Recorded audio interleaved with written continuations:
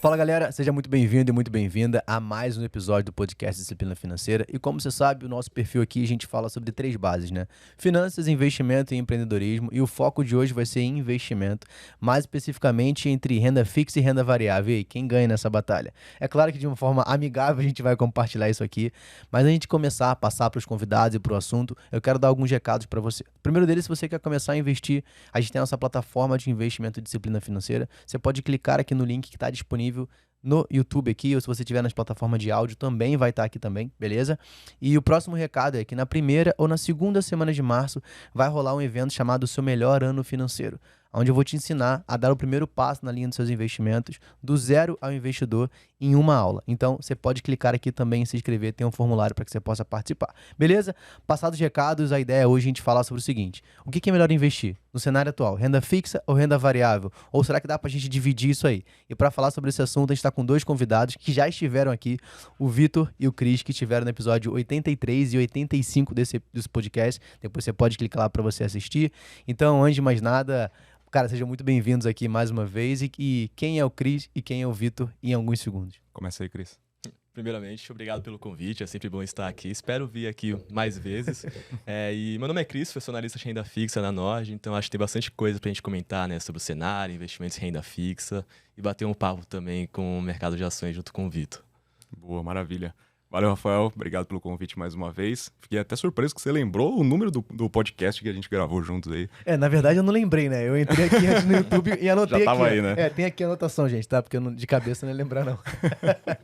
Obrigado aí pelo convite mais uma vez. Para quem não me conhece, meu nome é Vitor, sou analista de ações lá na Nord Research. Atualmente eu toco produto de small caps lá da casa, mas vamos conversar sobre ações aí, o panorama geral aí do mercado, se existem oportunidades aí em meio a esse cenário ou não. E só para você entender o que a gente vai falar até o final desse episódio, né? Então a gente vai falar sobre cenário econômico, a gente vai falar sobre a independência do Banco Central, a gente vai falar sobre as últimas quebras que a gente teve em 2 pequenas financeiras de médio porte ali, como você pode se prevenir olhando para a renda fixa. A gente vai falar um pouco também de como se prevenir em ações olhando para o caos que aconteceu com lojas americanas e qual foi a repercussão que isso deu. Cara, então fica até o final, porque tudo isso vai ser respondido nesse episódio, beleza? Então, para a gente começar, a gente está vivendo algum cenário, né? Então, a gente tem o cenário de influência política, econômica, e como é que isso vai influenciar nossos investimentos. Então, o panorama geral, hoje a gente tem a taxa básica de juros ali permeando em torno de 13,75 na data que a gente grava esse episódio. A gente tem também a inflação ali média de quase 6% no ano de 2022, e as expectativas aí não estão muito boas, a gente pode dizer, né? Então, a gente tem um aumento da inflação para os próximos meses, a gente tem a Selic aí que a gente imaginava que poderia ter uma queda, ou pode ter que aconteça por uma canetada, né? Mas tecnicamente eu acredito que não vai acontecer. E queria que vocês comentassem esse cenário, juros, inflação, câmbio, como é que vocês estão vendo isso aí? Acaba sendo um cenário um pouco complicado, né? E por isso que tem que ter sempre muita atenção, né? Onde você está investindo, inclusive no mercado de renda fixa, porque, aliás, né, renda fixa não é exatamente fixa, né? Então tem vários pontos ali para se atentar. E, de fato, é um cenário desafiador, a gente, como você falou, né? A gente ainda tem um problema inflacionário, né? Tem um problema da questão do Banco Central atingir essas metas. A gente já não está atingindo essas metas há um bom tempo, né? Nos últimos anos. Ainda mais nesse ano de 2023 também deve se repetir. Provavelmente a gente não vai atingir a meta e a inflação pode, inclusive, ficar acima do limite superior da meta. Só para explicar um pouco, né? Você tem ali a meta definida pelo Conselho Monetário Nacional, tem o centro da meta, e o centro da meta para esse ano é 3,25, mas tem uma banda de tolerância para mais e para menos. Normalmente acaba utilizando essa banda de tolerância para mais, né? Mas essa banda de tolerância é de 1,5 ponto percentual, ou seja, acaba sendo um limite superior da meta para esse ano de 4,75, e as expectativas já estão superiores a esse patamar. Então a gente tem um problema ali a ser resolvido, né, de ancorar essas expectativas do mercado, né, de trazer e falar, olha, mercado, a gente vai trazer essa inflação para a meta, mas não é uma coisa tão simples, né, não basta só você falar, né, você tem que agir também, e esse é um dos fatores que vem, né, influenciando a dinâmica dos juros elevados que a gente vem observando nos últimos tempos, que é justificável, né? Então até a questão se esses 3,75 são suficientes ou por quanto tempo ele vai ficar nesse patamar, mas ao mesmo tempo a gente tem uma discussão política ali, né? Interesses políticos que acabam interferindo nessa decisão técnica. Então por isso que é um momento muito complicado, a gente vai aprofundar um pouco mais esse assunto, né, ao longo do podcast, mas de fato é um cenário complicado, né? Juros elevados, uma inflação ali ainda mostrando pontos de atenção, todos os últimos dados que a gente vem observando, e ao mesmo tempo também essas questões envolvendo o impacto da política fiscal, né, tanto sobre a demanda anda, consequentemente também sobre o aspecto do aumento do risco fiscal que pode levar a uma depreciação do dólar e, consequentemente, rebater na inflação. Então, de fato, é um cenário que, ao meu ver, provavelmente a gente vai ficar com juros elevados por um bom tempo, né? Não tem como você afirmar até quanto tempo, mas enquanto essas expectativas do mercado ficarem muito acima da meta a ser cumprida pelo Banco Central, é difícil você imaginar que os juros vão cair, né? Você tem que ter uma justificativa técnica para tal movimento que, por enquanto, não vem ocorrendo. Então, enfim, são muitas coisas, né? Mas, de fato, um cenário desafiador mesmo e delicado. E eu acho que diante desse cenário que é de extrema importância você fazer uma análise, né, muito bem justificada, fundamentada em qualquer tipo de investimento, como eu falei, em renda fixa e também em ações, né? A gente vai comentar sobre isso, mas não significa que os juros estão elevados e, nossa, só vou investir em renda fixa, vou esquecer ações. Não necessariamente isso. Tem boas empresas, mas por isso também reforça a necessidade de um acompanhamento dessas empresas, porque se torna mais delicada, né, essa decisão. Investir em ações com juros a 2% é completamente diferente de investir em ações com juros qualquer coisa a 14%. sobe. A juros 2%, qualquer Exatamente. empresa sobe. Então, se quiser até comentar um pouco desse ponto, né? Sim, eu acho que o que a gente viu aí de cenário de juros a 2%, dificilmente a gente vai ver novamente, né? E a gente teve um grande boom na Bolsa de Valores, né? De muitos IPOs, né? Muitas empresas entrando na Bolsa, aproveitando esse cenário. Então, a gente viu várias empresas ali com suas ações subindo 100, 200, 300, 400, 500%, e agora já devolveram tudo e muito mais, né? Então, o cenário de juros ali, ele tem um fator muito importante sempre para... olhando positivamente e negativamente, né? Não é só negativo. Também quando está em baixa, ele é positivo para as ações, né? E é um fator que não interfere só as ações, mas interfere também os fundamentos das empresas, né? Por isso que a gente tem que ser muito seletivo na hora da gente investir numa ação, principalmente nesse cenário atual de juros a 13,75, né? Os juros, falando em alguns setores aí, eles impactam muito ali consumo, varejo, construtoras, enfim, são empresas que são mais sensíveis, né, a esse cenário macro e que, obviamente, as ações acompanham os resultados, então a gente está vendo aí as ações sofrendo muito, mas, ao mesmo tempo, a gente tem empresas que, se a gente olha ali com cautela, né, a gente consegue encontrar companhias que continuam entregando crescimento, apesar do cenário, e possuem gatilhos ali que podem fazer as ações andarem, né? Então é muito uma análise minuciosa ali, sempre com bastante cautela ali, porque sim, existem oportunidades dentro do mercado de ações, mesmo com os juros ali a 13,75%, né? E fora toda a questão ali de alavancagem, né? A gente tem muitas empresas aí muito alavancadas,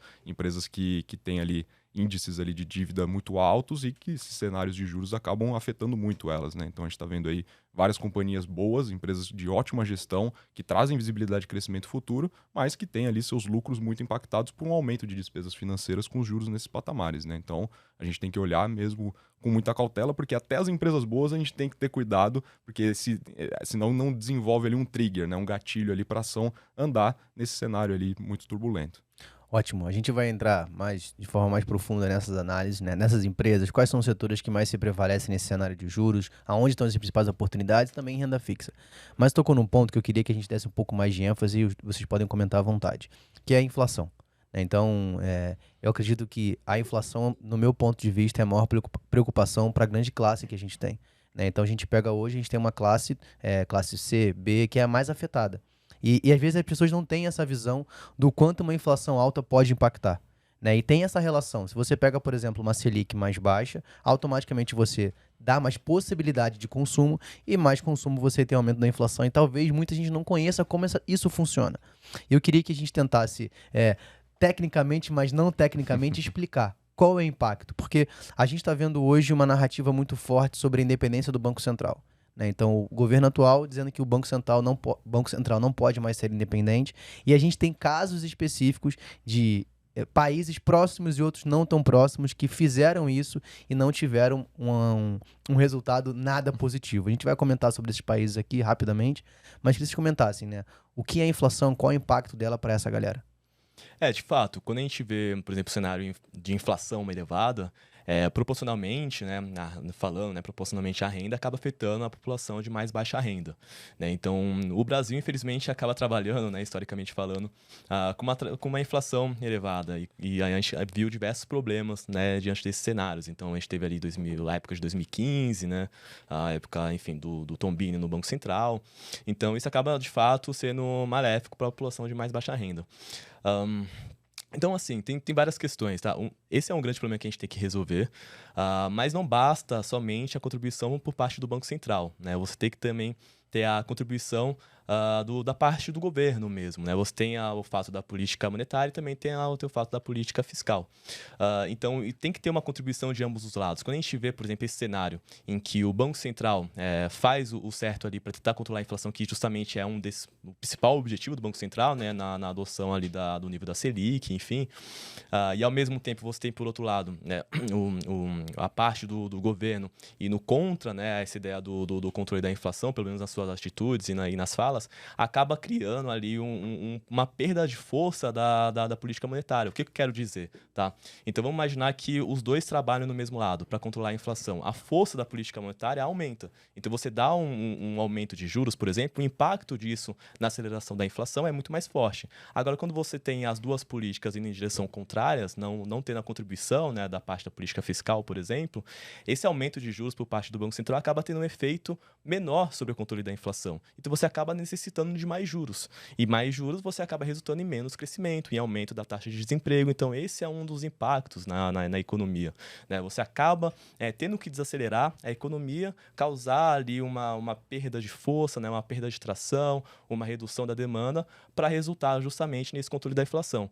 E quando o Banco Central aumenta os juros para controlar essa inflação, significa que o Banco Central está sendo ruim, está sendo malvado para desacelerar a economia? Não, a questão é os impactos disso no longo prazo. Você trabalhar com um cenário de inflação elevada por muito tempo, uma hora você vai ter que resolver essa situação. Então, se você deixar hoje, né, amanhã, depois de amanhã e depois uma inflação super elevada, você acaba tendo a necessidade de ter uma ação muito mais forte lá na frente. Então, o impacto geral acaba sendo pior. Então, é muito melhor para o Banco Central controlar a inflação hoje, não deixar a inflação correr à solta, né, em níveis elevados, porque lá na frente o impacto vai ser muito pior para a economia. Vai ter um impacto mais forte na taxa de desemprego, vai ter um impacto mais forte na desaceleração da economia. Então, esse é o foco do Banco Central, controlar a inflação hoje. E a gente acaba tendo, né, um cenário atualmente desafiador por parte do Banco Central, porque ele tenta fazer isso, mas não tem a contribuição pelo outro lado, e aí acaba perdendo, né, esse efeito da Selic e dos juros para controlar a inflação, acaba perdendo tração, né? Então, de fato um cenário desafiador, né, e tem toda essa questão. O controle da inflação, de fato, acaba sendo uma necessidade, né, atualmente, pensando na economia como um todo e pensando no longo prazo, tá? Mas tem vários, como a gente comentou, né, vários desafios. Nos próprios dados que a gente vem observando, tem desafios, né? Os dados que vêm saindo ainda estão ali muito distantes, né, pro cumprimento da meta do Banco Central, e ao mesmo tempo tem esses possíveis impactos futuros, como eu comentei inicialmente, né? Você tem um cenário em que a gente ainda tem uma situação fiscal ainda importante a ser resolvida, e ao mesmo tempo você tem, né, falas em prol de mais gastos, sem as contrapartidas necessárias para equilibrar as contas. Você tem um aumento de risco, né, do país. Então você imagina, você investidor, se você pode investir em qualquer país, você vê um determinado país, como o Brasil, aumentando o risco fiscal, né, tendo uma situação mais delicada. Você fala, putz, se eu vou investir no Brasil, para investir no Brasil eu vou necessitar de um prêmio maior, né, para compensar esse maior risco. Então, essa dinâmica acaba podendo resultar, né, em saída de capital, né, do país, o que acaba resultando, né, numa possível desvalorização do dólar. Até falando do dólar especificamente, né, e para encerrar aqui, passar para o Vitor também, mas muita gente ficou um tempo observando e falando, putz, mas ok, o argumento fazendo X, está fazendo Y, mas o dólar não está se movimentando, então o dólar está tranquilo.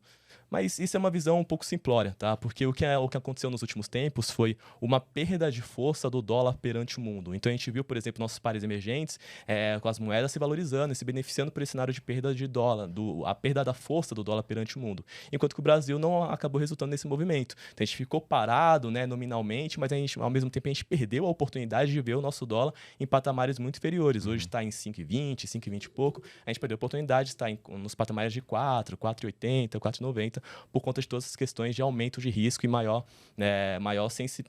o país tornando mais sensível, né? Então, tem todas essas questões, né? Quando eu começo a falar sobre economia, eu começo a falar sobre tudo, porque eu gosto, então... Cara, fica à vontade. A gente tem tempo disponível para isso. Mas eu vou passar pro Vitor também para entender um pouco a visão dele. dele. Cris falando de dólar a 4, que saudade. Mas antes de passar a bola pro Vitor, eu queria fazer um disclaimer aqui, até de um bate-papo que a gente teve antes, né? Então, para quem tá vendo a gente, talvez você não possa ver esse gráfico aqui, depois eu vou compartilhar, quem quiser, se puder compartilhar. Tá. Foi um gráfico feito pela WHG, né? Então, deixar aqui a fonte, né? Então, cara, sensacional o gráfico que eles fizeram, pra gente trazer um pouco dessa visão mais realista e mais prática ao nosso redor, né? Então, só pra você ter uma ideia, a gente teve, por exemplo, 2 exemplos aqui que teve uma influência governamental no Banco Central, na política monetária, e qual foi o impacto disso, que foi Turquia e Argentina, né? Então, pares aí próximos da gente. Então, pega, por exemplo, a Turquia, como exemplo inicial aqui. Em novembro de 2018, o próprio presidente, o Erdogan, ele diz o seguinte: juros são a mãe de todos os males. Então, automaticamente, houve uma influência governamental ali e automaticamente a gente viu a inflação disparando nesse cenário. Um pouco depois, a gente vê a expectativa ali, 1 ano depois, que foi em 2020, mais uma vez houve uma influência que foi a demissão de 3 membros do Banco Central turco. E automaticamente a gente vê a inflação explodindo. E hoje, se você abrir o Google aí, você vai ver que a Turquia tem uma inflação de quase 80%. E ainda estão tentando abaixar os juros, achando que isso vai resolver e não vai acontecer. Juros nem resolve mais, né? Esse é um bom ponto pra gente comentar, porque, rapidamente, mas porque às vezes as pessoas, até o Campos Neto comentou isso, né, numa entrevista recente, que o Banco Central ele não controla os juros do mercado, tá? Ele controla a Selic, né? É diferente. O que são os juros do mercado? São a partir das expectativas do mercado perante a dinâmica dos juros ao longo dos próximos anos. Isso ele não tem como você chegar e falar, espera que a inflação, que os juros vai ser 10%. Ele não tem como fazer isso, né? Os agentes vão atuando ali, comprando, vendendo, enfim, a partir das expectativas e vai determinando os juros futuros que a gente comenta, né? E os juros futuros que acabam resultando na mudança de preços ali no mercado de renda fixa, né? Então, essa é uma grande diferença e é importante mencionar isso. Por quê? Porque quando você tem essa interferência do governamental, né, acaba resultando, especialmente quando mostrar esse gráfico, vocês vão ver esse movimento, acaba resultando, muitas vezes, né, se você tem uma interferência ali no momento não propício para tal movimento, né, ou você falando que vai trabalhar com uma inflação muito mais elevada, ou se você chegar a mudar a meta de inflação, que a gente vai comentar também nessa discussão aqui no Brasil, no momento não oportuno, né, e que não justificavam tecnicamente, você acaba resultando, né, em efeitos maléficos ali na dinâmica dos juros futuros precificados pelo mercado, porque o mercado vai entender que, olha, futuramente vai necessitar de mais juros para controlar a inflação que está por vir, tá? Então, isso acaba interferindo ali na dinâmica dos preços, não só de renda fixa, também como de ações, né? Porque você espera um juro mais elevado, você tem um valuation menor, né, para as empresas, tá? Então, essa é uma grande diferença. O Banco Central ele não controla os juros do mercado. Os juros do mercado vão a partir das suas expectativas e projeções, a partir da leitura de como está a economia. Se a economia não está, né, mostrando pontos positivos, né, então isso acaba resultando, né, em movimentos maléficos, né, então necessidade de juros mais elevados, que é o que a gente vem observando no aumento dos juros futuros ao longo dos últimos 2, 3 meses, né, então acho que é importante mencionar isso, porque tem uma grande diferenciação entre ambos. É que eu acho que o que muitos pensam, né, é que é só o Campos Neto chegar lá, reduzir ali a Selic, cortar ali 1 ponto percentual, 2 pontos percentuais ali, que já resolve toda a situação do Brasil, né, já vai resolver todo o cenário macro conturbado que a gente vive, quando não, na verdade não é assim que funciona, né? Realmente essa diferenciação é muito importante, né? O que é Selic e o que é juros, né? Porque são coisas diferentes, elas caminham juntas, mas são coisas diferentes, né? Você reduzir a Selic de forma artificial, você não vai deixar o crédito mais barato, você não vai resolver as questões macro do Brasil, então é muito importante que a gente tenha isso em mente, né? Que não é só uma canetada do Roberto Campos Neto que vai resolver todo o problema do Brasil, né? A gente realmente tem que pensar na inflação. Enquanto a inflação não estiver controlada, enquanto a inflação não cair, a gente vai continuar tendo juros em alta. Exatamente. Exato, e aí pegando o outro exemplo de um par mais próximo da gente que foi da Argentina, o que rolou, né? Então eu trouxe mais uma vez o próprio gráfico aqui dizendo que lá em 2017 o Macri elevou a meta da inflação de 10% para 15%. E automaticamente o juros futuro explodiu. Né? E o que aconteceu, a gente teve uma inflação muito mais alta. E se você dá mais uma vez o Google aí, você vai ver que a gente tem uma inflação beirando ali 100% na Argentina. Então a gente vê que uma influência, ela pode até no primeiro momento ali para a população falar assim, opa, tive um resultado benéfico para mim aqui, acredito que isso aqui deu certo, mas você vê no curto, médio e principalmente no longo prazo o impacto é muito maior. Eu acho que aí entra no papo que a gente teve antes de começar, tava falando com o Cris. A gente tem uma cultura muito imediatista, né? Então eu sempre quero um resultado de curto prazo, eu quero agora, tem que resolver agora. Eu não consigo ter uma visão de construção. E isso é muito ruim, porque eu sempre estou preocupado com o meu próprio umbigo. Então, calma aí, deixa eu ver o que é bom para mim. E aí entra o conflito de interesse, né? Que a gente fala no mundo dos investimentos, mas entra em todo o cenário. Porque eu tô preocupado em o que isso vai trazer de resultado para mim. E aí foi o que você falou. Todo mundo acha que é só o Campos Neto ir lá, dar uma canetada, que vai funcionar. E você pega por outro lado o atual presidente trazendo uma visão muito mais populista de não, é isso que tem que fazer, e aí você fica naquela. E para a população que muitas vezes não tem acesso à informação de fato, ela fala, pô, calma aí, tem uma pessoa boa e uma pessoa ruim. Vou achar um culpado e alguém que vai solucionar, e não é isso que acontece. Né? Exato, você gera uma dicotomia, né, muito grande, né? O que a gente está vivendo hoje parece muito um conflito população versus mercado, né? Parece que o mercado é um ser malvado, ali, maligno, que só está pensando ali nos interesses dos banqueiros, quando na verdade isso é totalmente uma falácia, né? Isso está errado. Então, o que a gente pensa mesmo, né? O que o mercado pensa é que a gente precisa ter uma postura ali mais responsável, não pensando nos juros que podem beneficiar ali as ações, a gente vai ganhar dinheiro com isso, não, é beneficiando a economia girando, isso vai ser bom para a população inteira, né? Então, acho que esse conflito, né, que está sendo gerado, essa guerra que está sendo gerada entre a população e o mercado, né, e isso, querendo ou não, está sendo estimulado pelo governo atual, isso é muito ruim, né? Isso é muito prejudicial, né? Então a gente tem que ter uma responsabilidade fiscal para que a gente consiga ver a economia voltando a girar, que a gente consiga ver inflação caindo. Eu estou longe de ser a pessoa que vai ser contra qualquer tipo de programa social, mas tudo que tem que ser parte do governo tem que ser feito de forma responsável, sempre. Porque o que eles vão achar de solução agora para manter os discursos, né, que eles foram eleitos, é exatamente aumentar a receita, não corte de gastos. Né? Então, aumento de receita vulgo aumento de imposto, né? E imposto é inflacionário. Então, isso é péssimo. Então, se eles mantiverem esse discurso, isso aí vai continuar rolando, as expectativas vão continuar piorando, inflação subindo, juros subindo também, enfim. Então, dificilmente a gente vai conseguir chegar ali num consenso ali do que realmente é bom para o país, né? E aí, pra gente fechar esse assunto e entrar no quesito de ações, eu tava fazendo uma análise ontem pensando sobre esse assunto, né? Então, pra mim, basicamente, o que acontece hoje quando a gente olha o ataque ao Banco Central, pra mim, é uma terceirização de culpa, porque o próprio governo atual não é capaz de cumprir com aquilo que foi prometido de forma irracional na sua campanha eleitoral. Então, muitas coisas foram prometidas e pela incapacidade eu tenho que terceirizar e achar um culpado. E é muito mais fácil culpar o mercado, culpar uma pessoa, porque eu falo assim, cara, se eu não sou capaz, eu tenho que achar alguém, ao invés de eu falar que o que eu prometi eu não consigo cumprir. Então, eu acho que o Banco Central tem uma característica muito simples, a estabilidade financeira. Ele vai ter que trabalhar em cima disso e ele vai ter que usar tecnicamente, sem a sua visão, a gente estava até falando, né? Eu tenho que parar de olhar com o coração, parar de olhar com uma idolatria do que eu quero fazer e sempre com a minha mente. Calma aí, o que eu tenho que de fato cumprir para que aquilo tenha êxito para toda a população. Eu acho que isso muitas vezes não é bem visto. Então, acho que a principal função hoje do ataque é a terceirização de culpa por aquilo que é impossível de ser cumprido. Então, passando por esse cenário, falamos de Banco Central, acho que tinha muito mais coisa pra gente falar, mas vamos entrar agora olhando pra tudo isso, né? Então, ataque ao Banco Central, cara, juros mais altos, meta de inflação, como eu invisto melhor, tanto em renda fixa e em renda variável. Pode mandar. Quer que eu comece? Beleza. Dando continuidade, né, o que eu estava falando sobre ações, né, sobre esse cenário, como que ele impacta o mercado de ações. O que a gente está vendo aí, desde o começo ali das elevações da Selic, é uma queda muito forte e generalizada dentro do mercado de ações. Óbvio que algumas empresas ali, alguns setores foram beneficiados, principalmente o setor de commodities, né, que acabaram empurrando ali o Ibovespa. A gente poderia ter visto ali um 2022 até um 2021 muito pior se não fosse ali as commodities, até alguns grandes bancos ali performando bem. Então a gente viu ali uma certa estabilidade do mercado ali olhando somente para o Ibovespa, mas quando a gente olha de uma forma geral, assim, uma foto geral do mercado, foram 2 anos, né? E esse ano também de 2023 está sendo muito ruim.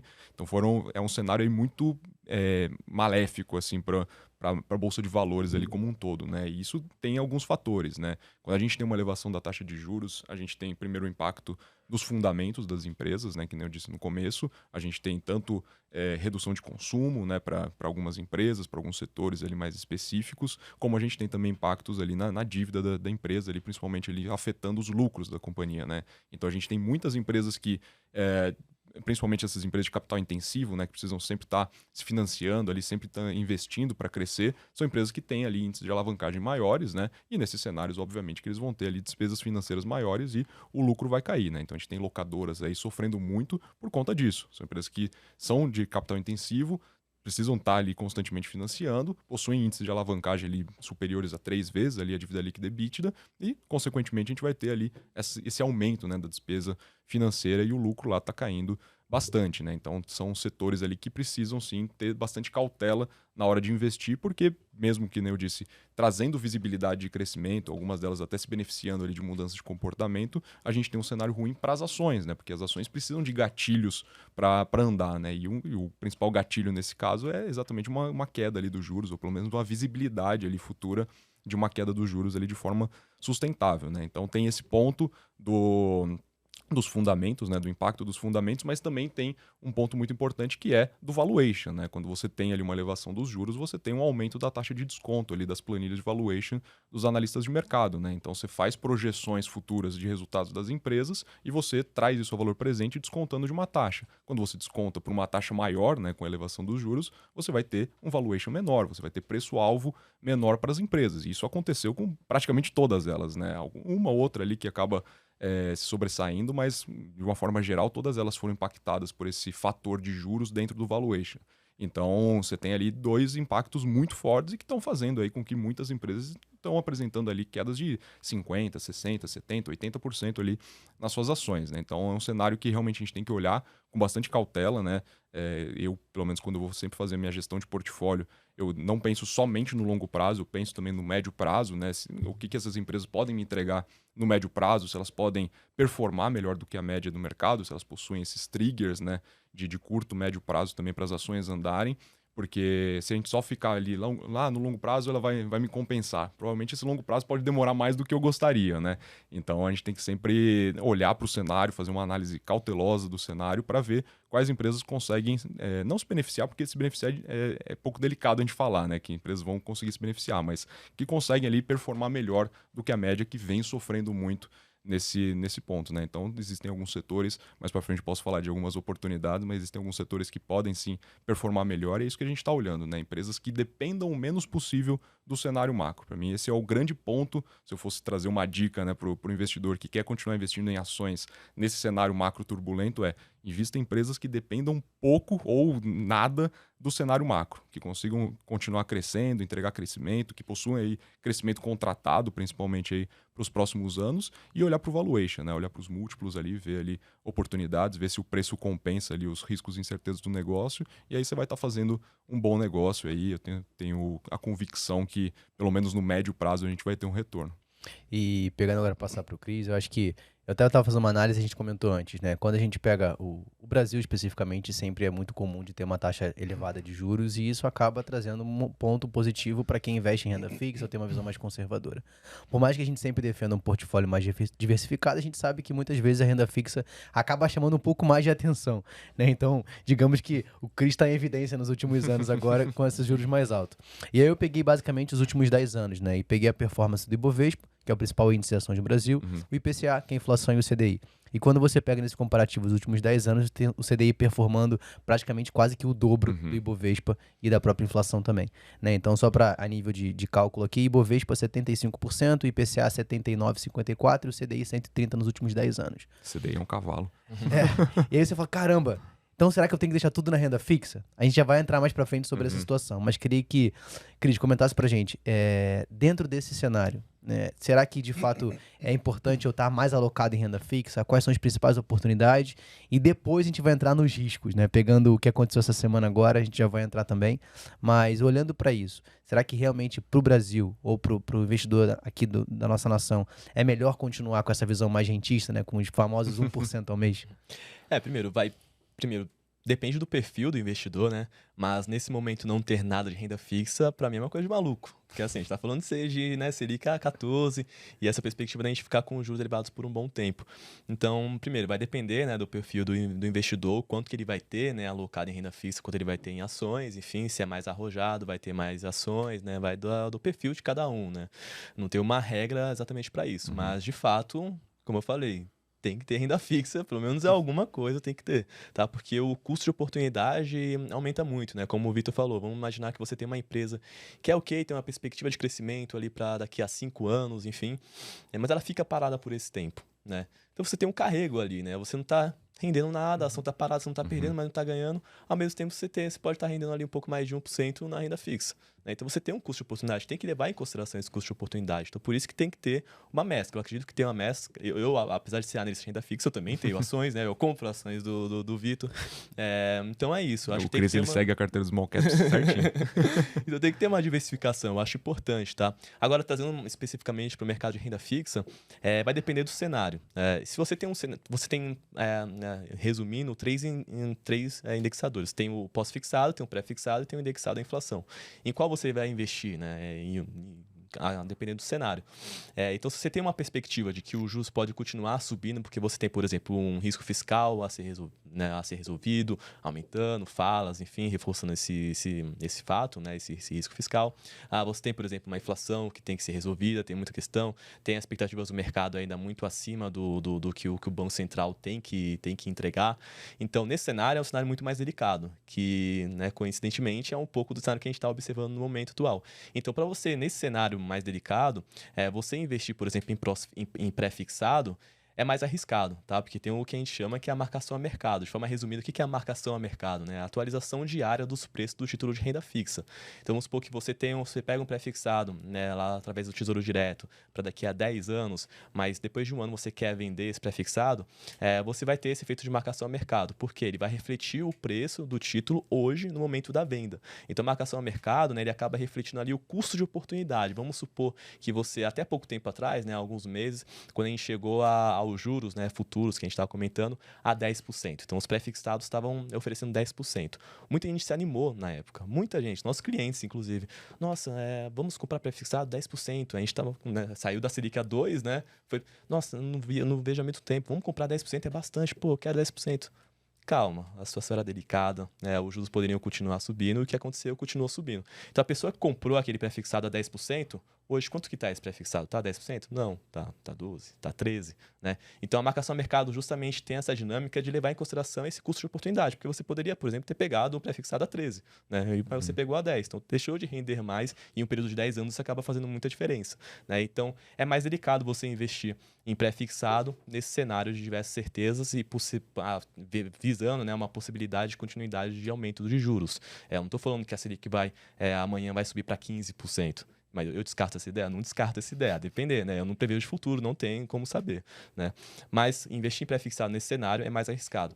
Mesma coisa também do indexado à inflação. Você tem, né, o argumento de que eu estou me protegendo da inflação e tudo mais, mas ao mesmo tempo, quando você vai investir lá através do Tesouro Direto, por exemplo, você vê lá IPCA mais uma certa taxa, 6%, 7%, por exemplo, que é o juro real que a gente fala. Por quê? Que é o juro, né, acima da inflação. Mas esse juro real pode continuar se movimentando a depender dessa dinâmica, né? Se aumenta o risco, né, se tem um cenário mais desafiador, enfim, mais dificuldades pela frente, consequentemente, esse aumento do juro real e, consequentemente, também esse prejuízo de marcação a mercado. Seu título vai estar valendo menos hoje, tá? Então, por isso também é mais arriscado. Então, por que eu estou falando e dando esse resumo? Para mostrar que tem que tomar muito cuidado no mercado de renda fixa, mesmo considerando um cenário de juros elevados, tá? Então, tem que considerar, tem que ter uma leitura do cenário, né? E com base nas suas expectativas, você vai alocar em pós-fixado, em pré-fixado ou indexado à inflação, ou não necessariamente excluir um ou outro ou fazer uma alocação mais forte em um, porque você está visando juros mais elevados, enfim. Então, só para finalizar, e agora o pós-fixado. Pós-fixado, você tem uma perspectiva de juros elevados por um bom tempo, mas eu acho, na minha visão, de que a Selic vai continuar subindo, de que os juros vão continuar subindo, porque a situação está mais delicada, está mais desafiadora. Então, o que eu vou fazer entre os três? Vou colocar um pouco mais em pós-fixado, porque o pós-fixado vai se beneficiar por uma Selic mais elevada e, ao mesmo tempo, o pré-fixado e indexado à inflação pode sofrer esse efeito negativo de marcação a mercado. Tá? Então, esse é tem muito mais, mais detalhes para dar, né? Mas, de forma resumida, eu quero refletir essa questão de que renda fixa não é fixa, tem que ter muito cuidado nos seus investimentos, especialmente nesse momento de mercado delicado. Tá? Então, reforça a ideia de que é importante ter uma análise bem fundamentada e não agir de olhos fechados, tá? Não falar, vou aplicar nisso em renda fixa, qualquer coisa, porque o juros está elevado. Não. Diferencia, estuda um pouco, acho que isso é o mais importante, é crucial, assim, entender o que você está fazendo. Se você vai investir em pré-fixado, acaba tendo um prejuízo de marcação no mercado, mas você tinha ciência do que você estava fazendo, você tinha ciência do comportamento daquele título, ok. tá? Todo mundo erra, tranquilo. Você pode acertar também, tranquilamente. Ok. O que eu mais fico atento é essa questão de não entender exatamente o que você está fazendo. Isso me pega muito e eu prezo muito por essa questão. Então, o trabalho que você faz, por exemplo, aqui no podcast é muito importante. Então, você que está assistindo também já está dando um passo muito à frente, porque você está buscando entender o que você está fazendo.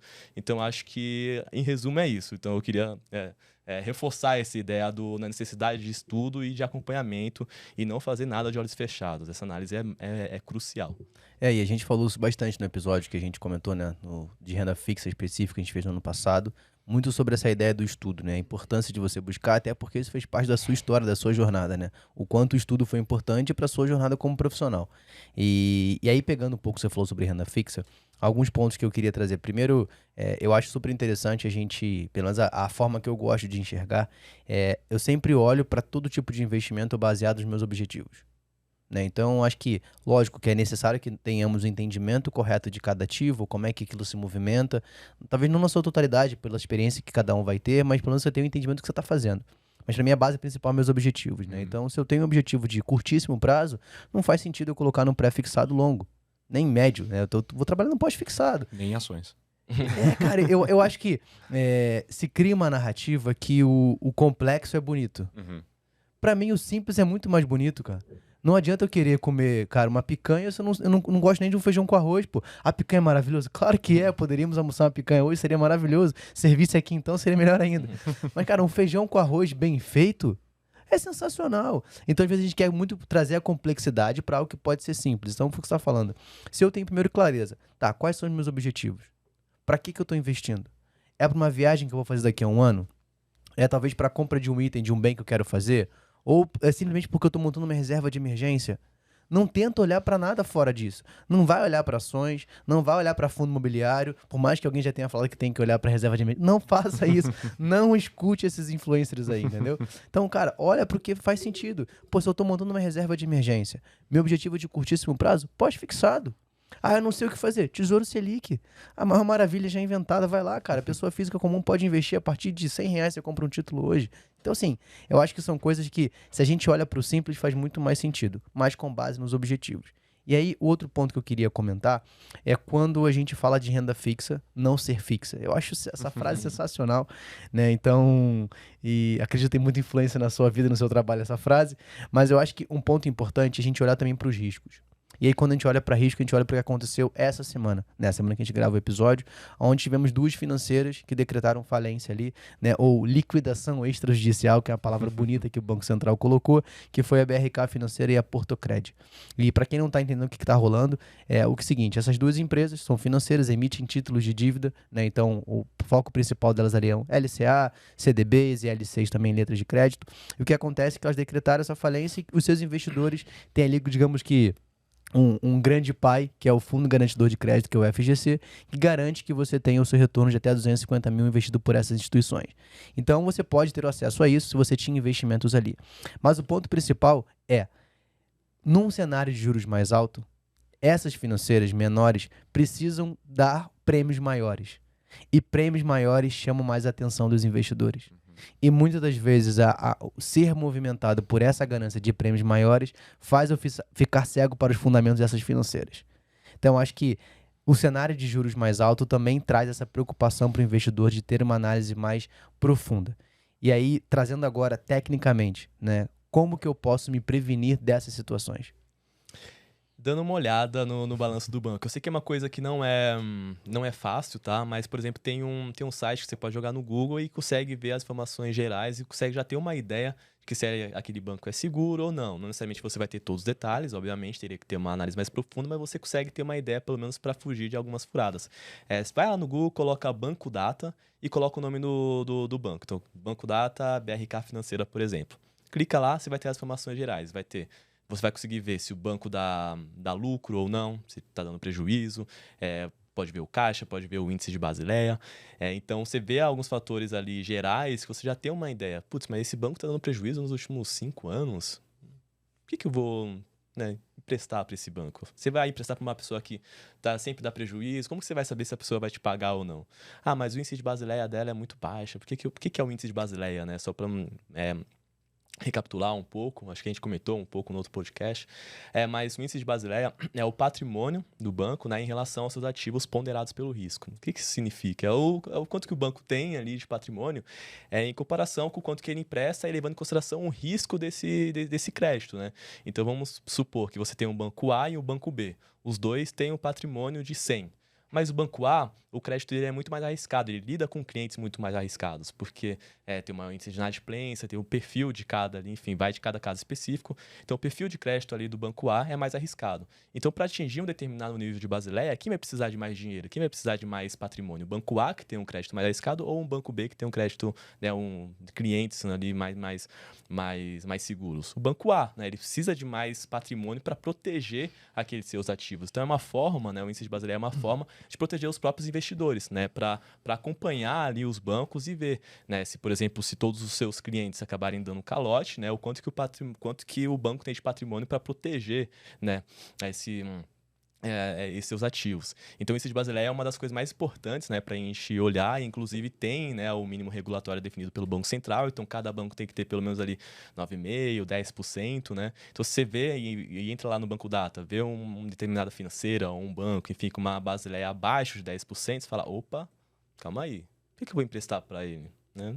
Mas ele está oferecendo um prêmio muito alto. Isso compensa mesmo, né? Então, chega, né, nesse fato de uma determinada financeira ou o banco acabar, né, entrando em liquidação extrajudicial, e consequentemente você tem toda aquela dor de cabeça de entrar no FGC, de dar seus dados, esperar o tempo para você receber aquele seu dinheiro que você tem, né, como direito, e esse tempo, né, 2, 3 meses em média, né, que você recebe ali o dinheiro do FGC, depende de cada caso, mas em média mais ou menos 2, 3 meses, você está deixando de render aqueles 2, 3 meses, então no final das contas aquele prêmio adicional, aquele prêmio mais atrativo que você viu na financeira, acaba sendo um prêmio inferior, porque você não está rendendo aqueles 2, 3 meses que você poderia estar rendendo em um banco mais seguro, né? Então tem toda essa questão de dor de cabeça e também tira um pouco dessa ilusão de que o prêmio é muito elevado e tudo mais, porque no final das contas o prêmio vai acabar sendo inferior, porque você deixa de render aquele período, né, que você tem que receber do FGC. Então tem muitas coisas, tá, para considerar. Então, de forma geral, lá na Nord, né, na série Renda Fixa Pro, no Renda Fixa Pro que eu toco com a Marília, a gente não olha só o Banco Data, a gente entra no balanço, vê todos os detalhes, todos os números, nem sempre, né, os bancos oferecem todos os detalhes, então a gente tem que trabalhar com o que a gente tem, mas a gente faz o máximo que a gente pode.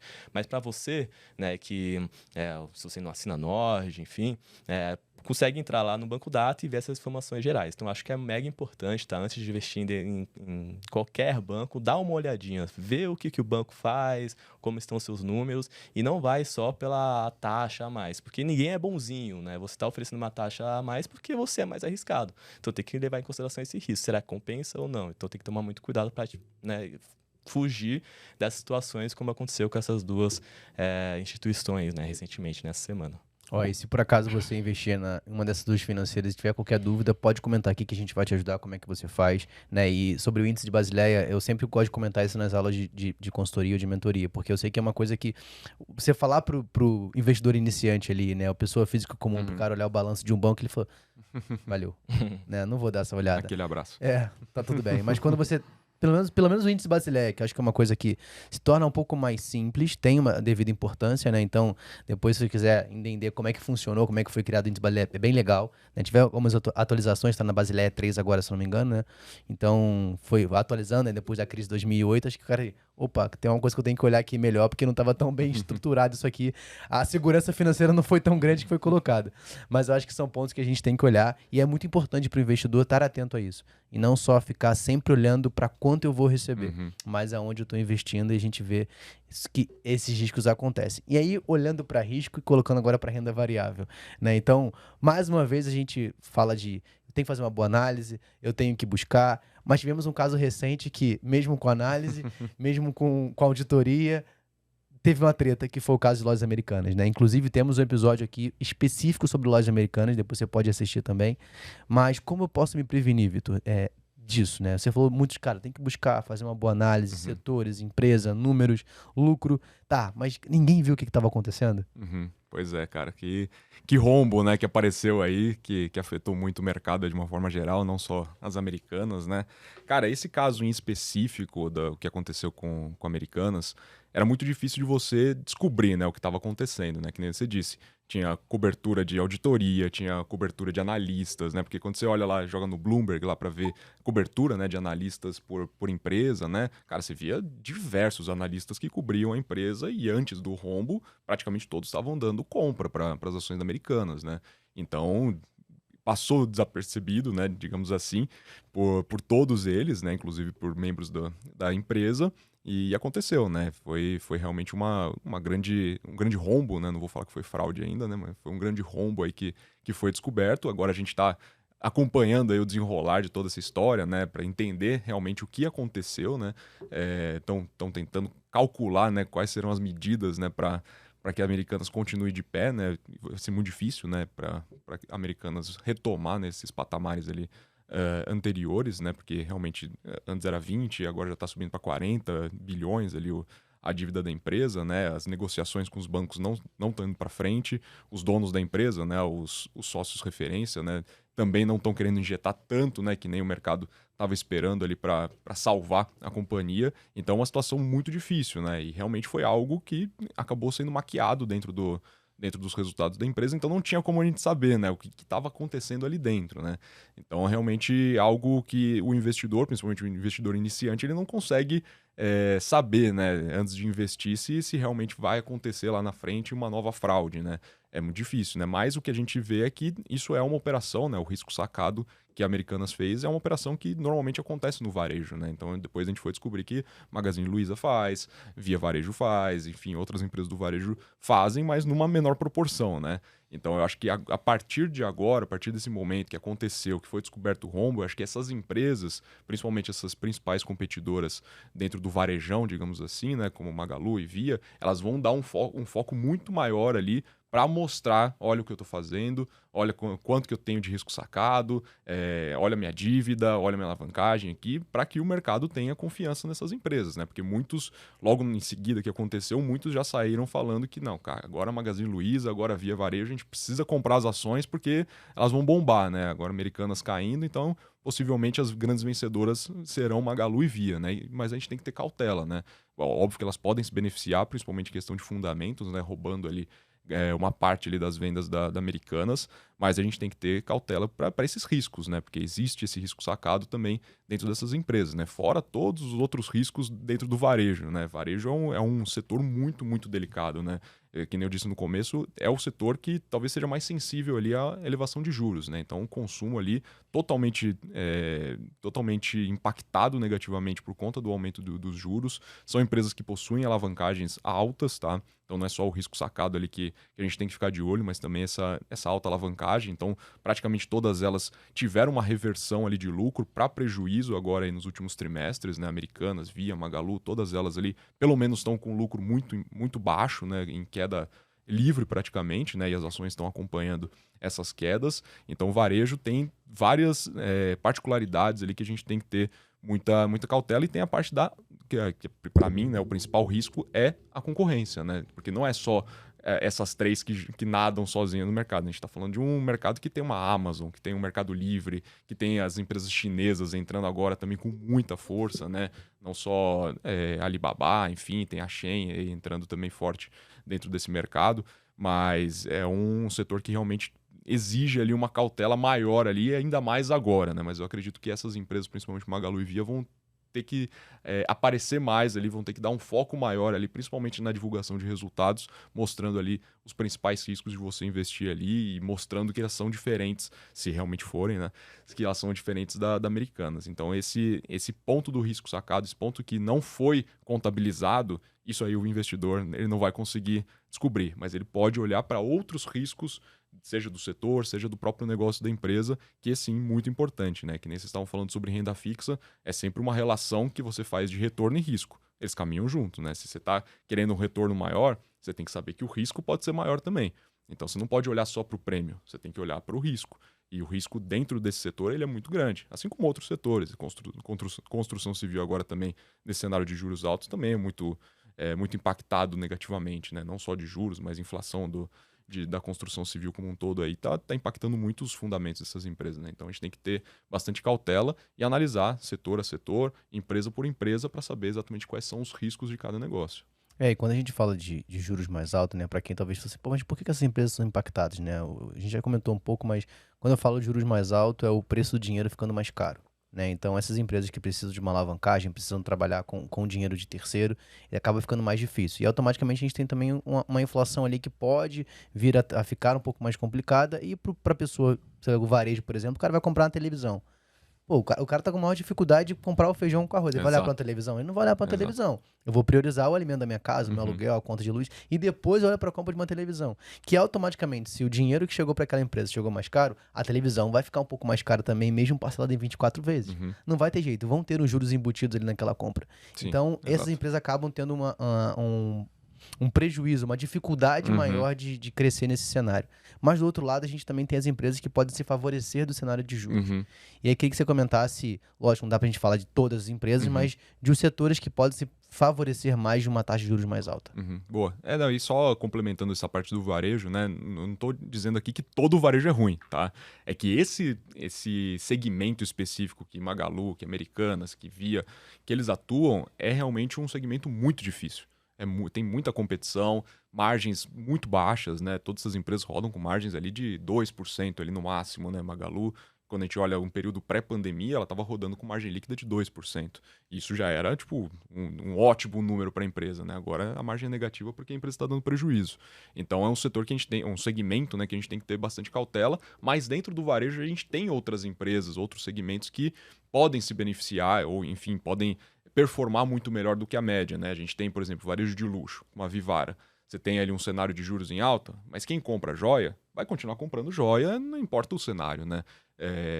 Varejo pet também é um varejo que se beneficia de uma mudança de comportamento da população. Cada vez mais os pets estão sendo humanizados, enfim, é um mercado também que é muito pulverizado, né? Então as empresas que estão dentro ali, as 3 maiores empresas detêm ali cerca de 15% do mercado, então você tem 85% que está na mão de pequenos pet shops, veterinários, enfim, então existe aí um mercado muito grande para avançar.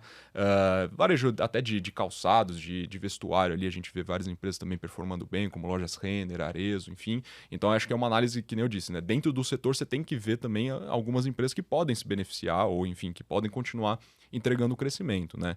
E nesse cenário, o que eu estou vendo, né? O que eu estou enxergando? Não só olhando para empresas que podem se beneficiar de juros em alta, mas também, principalmente, aliás, né, empresas que podem continuar crescendo apesar do cenário. Para mim, esse é o mais importante, é escolher empresas que podem crescer apesar de um cenário macro turbulento. Então, a gente tem na carteira petroleiras, que são empresas ali que conseguem, né, continuar crescendo, que já tem um crescimento contratado muito importante aí para os próximos anos, e elas não dependem ali do que está acontecendo na política, o que está acontecendo, né, no cenário de juros, de inflação, enfim, óbvio que impacta, né, óbvio que principalmente as ações. No curto prazo, a gente sabe que o mercado é totalmente irracional, né? O mercado não vai comprar uma ação ali precificando todo o crescimento que ela já tem para entregar ali nos próximos anos, porque curto prazo é fluxo, né? O que realmente importa, né? Então, a gente vê empresas aí com um crescimento contratado de 500%, 600% dentro do mercado de petróleo e que o mercado não está precificando nem uma pequena parte disso, né? Então, mas o crescimento está lá. Em algum momento o mercado vai olhar, né? Porque vai chegar um momento que o crescimento vai entrar na conta.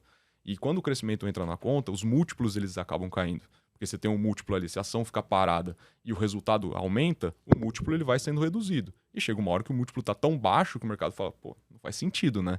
Não faz nenhum sentido.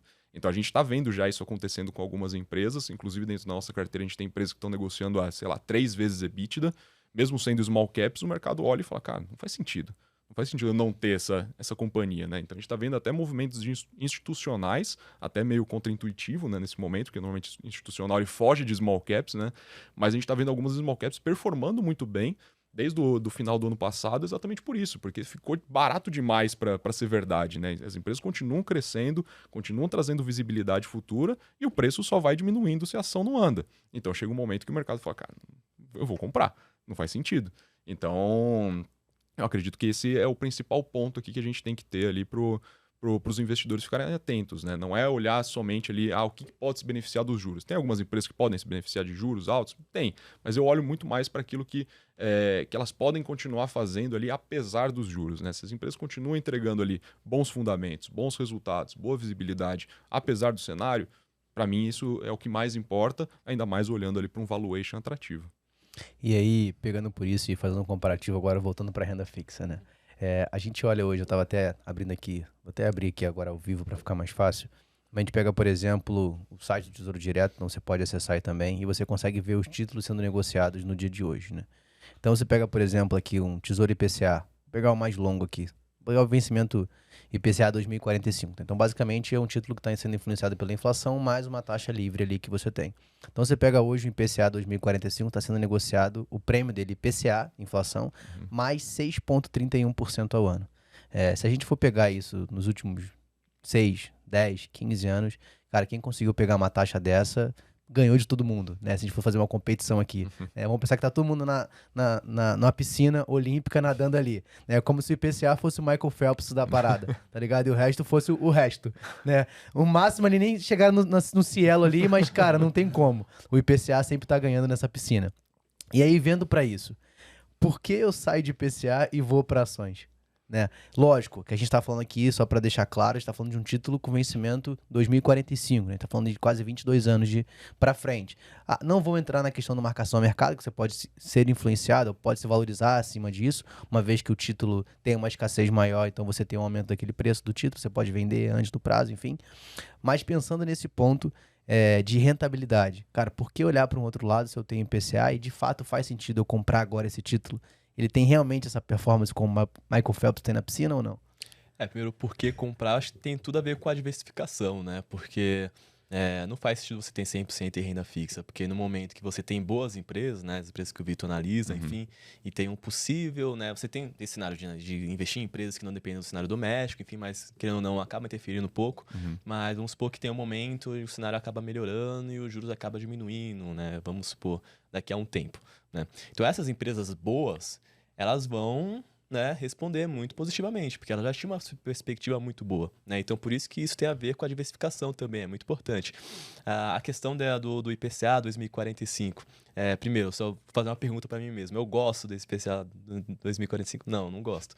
Primeiro porque só nem entrando na questão da marcação a mercado, né, a gente já comentou, mas é porque se você entrar no site do Tesouro Direto, você vai pegar o 2030. Você tá com o site aí aberto? Quanto que dá o 2030, por exemplo? 2035. Ok, tá. IPCA mais 6. Então, você não tem, 6,20, você não tem um prêmio significativo para pegar um título com vencimento muito maior. Né? Então, por que você vai pegar 15 anos a mais para ter 0,20? Eu particularmente gosto mais do IPCA 2029.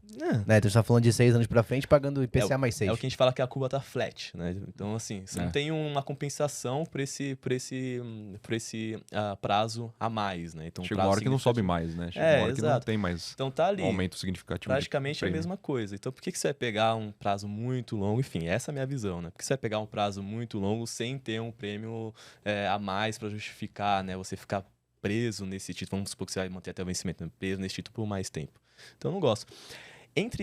Falando especificamente do IPCA+, o que eu prefiro hoje em dia, né, até levando em consideração esse momento de estresse no mercado de crédito, né, levando em consideração o que aconteceu na Americanas e na Light também, enfim, a gente está ainda observando um momento de estresse no mercado de crédito, com empresas acabando oferecendo, né, principalmente quando você entra lá no mercado secundário, com boas empresas oferecendo boas taxas. Então, o que eu prefiro, né, se for pegar IPCA+, é não pegar através do Tesouro Direto, tá? Mas isso tem que ter muito cuidado com a empresa que está investindo, tá? Então eu vou deixar isso muito reforçar esse ponto. Mas você tem, por exemplo, no mercado, né, no mercado secundário, enfim, CRIs e CRAs, né, com taxas de boas empresas com taxas atrativas, e CRIs e CRAs são isentos de imposto de renda. Então você vê, por exemplo, boas empresas oferecendo IPCA mais 7,5%, IPCA mais 8%, né? Então, o que eu prefiro hoje, se for pegar, né, um indexado à inflação, é através de CRIs e CRAs, por fato de serem isentos de imposto de renda, né, e estar no momento ali de estresse no mercado de crédito. Quando você pega boas empresas, acaba pegando um prêmio interessante, tá? Então, mas isso parte da análise da empresa. Não é pegar, como a gente falou, não é pegar qualquer taxa. Então, entra lá na sua corretora, no mercado secundário, vê um CRA oferecendo IPCA mais 10% de uma empresa que você nunca ouviu falar, não viu os resultados, então não invista. Se você não conhece a empresa, não invista. Então, tem que ter uma análise muito bem fundamentada dessa empresa para justificar, né, e ver se faz sentido aquele prêmio. Mas, no momento, né, nesse cenário atual, o que eu estou preferindo, né, e olhando, inclusive para os clientes, né, do Renda Fixa Pro, são justamente para essas empresas boas, sólidas, que a gente confia, né, e que estejam com prêmios ali que compensam, né, esse prazo que você vai ficar até o vencimento. Até porque quando a gente fala de crise de classe, tem uma dinâmica diferente do Tesouro Direto. No Tesouro Direto, você pode vender a qualquer momento e aí na sua venda vai ter esse efeito de marcação ao mercado. O crise classe já é uma dinâmica um pouco diferente, né? Para você, você compra, para você revender, tem toda uma questão de que a plataforma, né, a corretora vai pegar um spread, né, a partir dessa venda, tem a questão da liquidez. Então, é normalmente para você levar até o vencimento, tá? Então, é um pouco diferente da questão da liquidez, totalmente diferente, né? A liquidez do tesouro é muito maior. Então, é um pouco dessa visão que eu tô nesse momento, tá? Então, falei um pouco da questão do prazo do tesouro e o que eu prefiro se for pegar esse indexador especificamente, né? Então, eu acho que vale mais a pena. E acho que até para complementar, só para falar dessa parte de diversificação, também não é porque eu sou do time de ações que eu também acho que você tem que ter 100% de ações, ainda mais nesse cenário, né? Inclusive, dentro da gestão do portfólio que eu faço atualmente, a gente tem uma parte em CDI, né? Uma parte que a gente tem ali de uma reserva de caixa, porque, cara, é até desleal, né? A gente vê um cenário de juros a quase 14% o ano e, cara, muitas empresas não vão conseguir ultrapassar esse patamar de ganho no período de um ano, né? Então, existem várias empresas, eu faço ali o meu watchlist, né? Eu tenho meu radar ali de ações que podem entrar futuramente na nossa carteira e, cara, eu olho para essas empresas, olho para o cenário e falo, cara, a ação não vai andar agora. A ação não vai andar agora porque são empresas que dependem de juros, são empresas que são muito impactadas pelo cenário macro, a ação não tem trigger, né? Não tem esse gatilho ali para andar no curto, no médio prazo. Então, cara, por que eu não vou ficar no CDI que vai me dar 14% no ano? 3,75, pode ser maior, não sei. Então, acho que é muito importante a gente ter essa mentalidade, né, de não ser 100% nem renda fixa, nem 100% ações, né, independente do cenário, né, nesse cenário, principalmente, as ações acabam sendo muito mais impactadas, né, mas, sei lá, no cenário que os juros tiver, sei lá, 6%, 8%, enfim, tiver bem menor do que está hoje, também não faz sentido você ter 100% de ações, né, você tem que ter uma carteira equilibrada, obviamente olhando sempre o seu perfil, né, de investimentos, não só a parte de objetivos, mas também essa parte de risco, né? Porque o risco é muito maior ali dentro do mercado de ações, principalmente se você precisa desse dinheiro no curto prazo, né? E aí, só dando um passinho atrás aqui do que o Cris falou, eu acho que é muito interessante a gente falar sobre crise, CRAs e olhar para essa oportunidade, o IPCA mais 7,5%, IPCA mais 8%, isso é ótimo, mas eu vou trazer talvez a minha visão, né? E não é uma discordância, é apenas um ponto de vista que a gente, cara, esse bate-papo é interessante. Quando eu olho principalmente para a pessoa física comum, e quando eu falo pessoa física comum, é investidor normal ali que está querendo começar, ou está começando e está nesse ponto de vista. Quando eu pego para esse cenário, eu pego, por exemplo, crise e CRAs não tem proteção da FGC. Então a gente pegar por um ponto, né, de um cara, um homem, uma mulher que está começando ali, fazer uma análise mais profunda. É claro que a gente tem várias ferramentas hoje, tem carteiras recomendadas, cara, tem analistas, tem consultoria, tem mentoria, mas vamos pegar para o investidor individual que ele vai sozinho investir.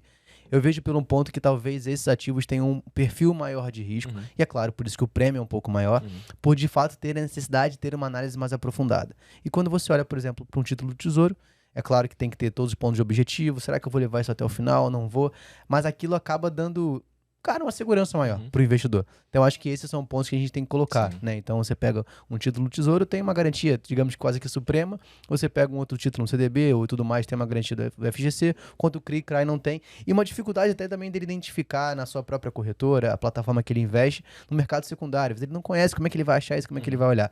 Então, acho que são esses pontos, é claro. E aí a gente entra naquela frase que a gente sempre usa. Quanto maior for o seu conhecimento, quanto mais você aprofundar, possivelmente você vai encontrar as melhores oportunidades. Mas não significa que do outro lado, para você que ainda está começando, não tenha também boas oportunidades. Então, acho que o ponto que eu, pelo menos, penso é no cenário atual. Né, eu pegar o IPCA mais 6, que é uma coisa que não se via, se não me engano, desde 2017, se eu não estiver enganado, pode me consertar. Um título desse, com vencimento longo, para aquela pessoa que está montando a sua estrutura já de aposentadoria, que ele não quer mexer nesse título, eu particularmente acredito que é uma ótima oportunidade para ter uma parte da sua carteira. Né? Talvez você possa pensar diferente, e isso é ótimo, cara. Sim. Isso é legal, mas eu acho que pro cara que não tem muito tempo de análise, ele não consegue olhar muito pro cenário, cara, não tem uma carteira recomendada, não tem um acompanhamento, por exemplo, de uma consultoria, uma assessoria, enfim, ele olhar para isso e falar assim, putz, acho que aqui eu já consigo pelo menos começar a não depender mais do INSS. Né? Então, pelo menos eu penso assim, se você pensa diferente, fica à vontade. Não, perfeita colocação, né? E é legal quando a gente tem essa discussão, né, saudável para entender um pouco da mentalidade um do outro. E, de fato, a colocação de que os CRIs e CRAs são mais arriscados é perfeita, né? Porque a gente está falando lá de crédito privado, né? Então, tem que saber se a empresa vai te pagar ou não, né? Agora, por exemplo, né, você tem uma dinâmica ali de mostrar a marcação, né, desses títulos de forma mais clara para os investidores. Então, eles vão ver essa questão do custo de oportunidade que a gente falou, né? Então, provavelmente ali as pessoas vão ficar mais apreensivas quando, por exemplo, sei lá, um CRI que ela pegou de uma empresa específica, a empresa em um determinado ano acabou dando um resultado ruim. Então isso vai acabar se refletindo no preço daquele título, ver uma marcação mercado negativa. Então toda essa questão, de fato, é o que a gente comentou anteriormente, né? É ter ciência do que está fazendo, né? Então, assim, se você não conhece a empresa, se você não acompanha, se você não sabe exatamente, né, o risco que está correndo através do CRIs e CRAs, enfim, então não invista, então não é para você, né? O que eu comentei é a questão do como eu faço esse acompanhamento, aí eu tenho ciência de forma mais ampla ali do que está acontecendo, mas a colocação que você falou é perfeita, né? Tem que ter ciência, exatamente, é mais arriscado, tem que reforçar esse ponto, tá? Então, assim, eu respeito a questão da sua visão. Ótimo, ótimo. E concordo cara. nessa questão de reforçar a diferença do Respeito, risco. mas não concordo em nada. Não, cara, assim, se o assunto fosse futebol, que eu tava falando antes, acho que seria mais complicado, né? Então, assim, eu tô cercado de corintiano aqui hoje, tá meio complicado pro meu lado, mas tá tudo bem, cara. A gente O vai flamenguista tentar... não vai ter vez. A gente vai tentar o Mundial ano que vem de novo, espero que a gente consiga, mas vamos embora. Pelo menos chega até a final, né? Já tá bom. Mas vamos lá. Pegando agora, você tocou num ponto, cara, que a gente nem comentou, não sei se a gente consegue se aprofundar nesse assunto, mas você pegou ali, eu falei, vou pegar esse assunto aqui que é sobre a Light. Né? Então, eu sou carioca, né? Então a energia da minha casa era pela Light, né? Quando eu morava no Rio. E acho que o principal problema que a Light enfrenta no Rio de Janeiro são os gatos, né? Que é o roubo de energia. Né? E quem já frequentou o Rio de Janeiro, quem já visitou as favelas do Rio de Janeiro, né? Que pra mim é favela, comunidade, enfim, mas quando você visitou, você sabe como é que funciona, né? Então, frequentei algumas, conheço algumas, então você fica, cara, é real aquilo, né? Então você vê que existe, lógico, uma dificuldade até das próprias companhias acessarem para resolver o problema, né? Porque muitos são controlados pelo tráfico, pela milícia, então a própria companhia não consegue acessar para tentar resolver esse problema, e é isso que acaba dando um rombo milionário na Light todo o tempo. E não sei se vocês já pararam para analisar, eu peguei aqui rapidamente, a ação da Light desvalorizou quase 75% dos últimos 12 meses, e no mês atual quase 30%. Né? Então, justamente porque tem um risco gigantesco ali. Não sei se já analisaram, já olharam, se vocês podem comentar alguma coisa sobre o que está acontecendo e se existe possibilidade de reversão. Porque não é um problema apenas estrutural da empresa, mas é problema de resolver uma questão social que eles não conseguem adentrar para poder resolver. Então, e é uma coisa que eles não vão conseguir resolver não vão conseguir. Por conta própria, não né? vão conseguir. Eu nunca analisei a Light, na verdade as empresas de energia normalmente ficam com o Guilherme, que toca a parte de dividendos, né? Normalmente as empresas de energia são as melhores pagadoras de dividendos do nosso mercado, né? Então nunca olhei de perto, não sei exatamente o que está acontecendo, mas você tocou num ponto que é muito importante, né? Você falou, eu não sei se você já foi para o Rio de Janeiro, mas você vê que é um problema real, é um risco real, né? E muitas vezes o investidor ele não olha para esses riscos reais, né? Ou pelo menos ele não quer enxergar esses riscos reais, né? Voltando para o caso da Americanas, o que eu estava vendo antes dessa bomba acontecer, eu estava acompanhando muitas lojas americanas fechando, muitas. E daí comecei a pensar bastante, né? Porque é óbvio que você tem uma parte do digital que vem crescendo muito, né? Tanto de marketplace como e-commerce, não só para Americanas, mas também para suas concorrentes. Mas a maior margem de lucro está na loja física. Então, ela ainda é dependente do varejo físico. O varejo físico sempre vai existir, né? Só chegar num ponto ali, daqui 50 anos, que não exista mais ali a possibilidade. Mas, atualmente, o varejo físico ele é muito necessário. E o que eu estava acompanhando é exatamente várias lojas americanas ali perto de casa, ali até perto do trabalho, fechando. E eu fiquei pensando muito nessa questão do risco, né? Porque muitas vezes a gente acaba não querendo enxergar ali os riscos das empresas que a gente investe, né? No caso da Light, a gente tem um problema estrutural no Rio de Janeiro. Você tem um problema que a Light não vai conseguir resolver por conta própria. Essa questão de gato, enfim, que é uma coisa que teria, né, que ser da parte do governo, da prefeitura lá do Rio de Janeiro, mas obviamente que a Light é muito prejudicada por conta disso, né? Então é algo que vai continuar sendo um risco muito forte para ela, e uma possível recuperação vai ter que passar ali por um equilíbrio, né, entre esse risco e o que ela pode continuar entregando de resultado, né? Então eu acho que é muito importante isso, a gente não só comprar uma ação pensando no que a gente pode ganhar no futuro, mas olhando também para os possíveis riscos, né? O que a gente está enxergando hoje da empresa, né? Eu comentei aqui dentro de alguns segmentos do varejo, né? O varejo pet, por exemplo, uma coisa que é visível. né? Eu, pelo menos, acompanho isso diariamente, assim, o crescimento do número de pets ali em circulação, né, nas ruas, enfim, amigos, enfim, famílias. Cada vez mais a gente vê no Instagram esses pets sendo mais humanizados, né? Daqui a pouco vai ter faculdade para animais de estimação, né? Animais de estimação, sei lá.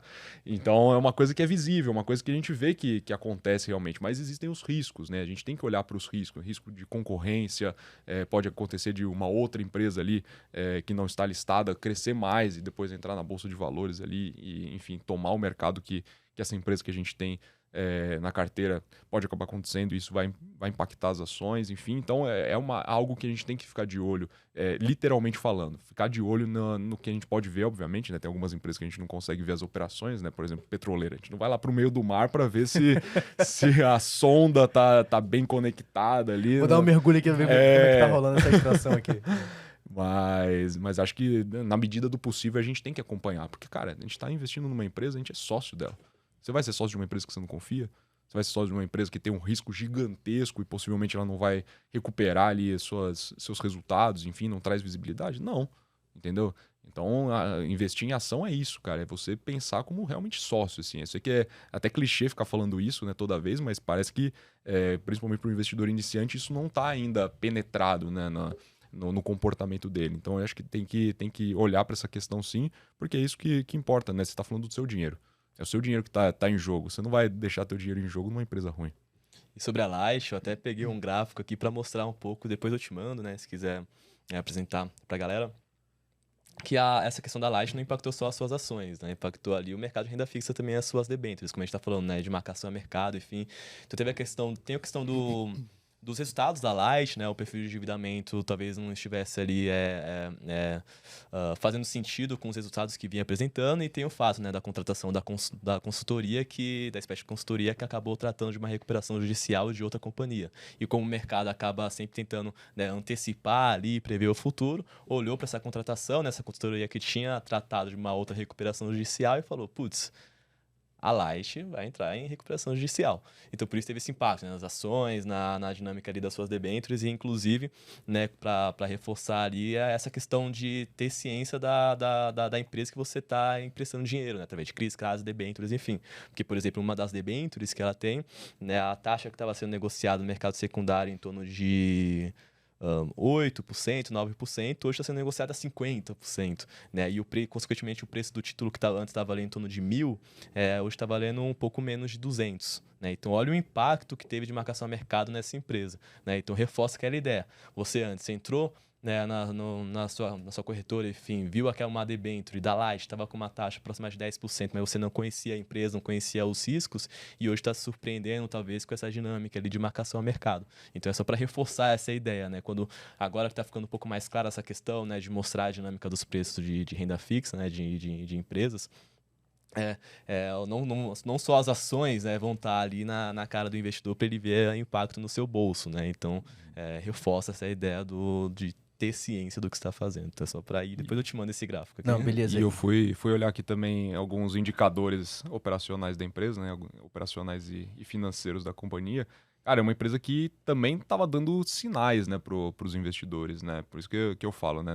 Antes de investir, a gente tem que olhar para essa... Mesmo que a gente olhe só para múltiplos, né? Para o investidor que está começando agora, ele não precisa abrir um balanço, abrir ali uma DRE, né? Porque muito provavelmente ele não vai saber, né, o que a empresa está contando ali, a história que a empresa está contando, né? Mas os múltiplos, eles trazem ali bons indícios, né, sobre a empresa, sobre a sustentabilidade dela, né? E o que eu vejo aqui, ela já vem rodando aí com um índice de alavancagem muito alto, né, medido ali pela dívida líquida dividido pelo EBITDA, né, ali perto de 3,5, 4 vezes, né, o que é realmente alto, né, se a gente for ainda mais num cenário de juros em alta.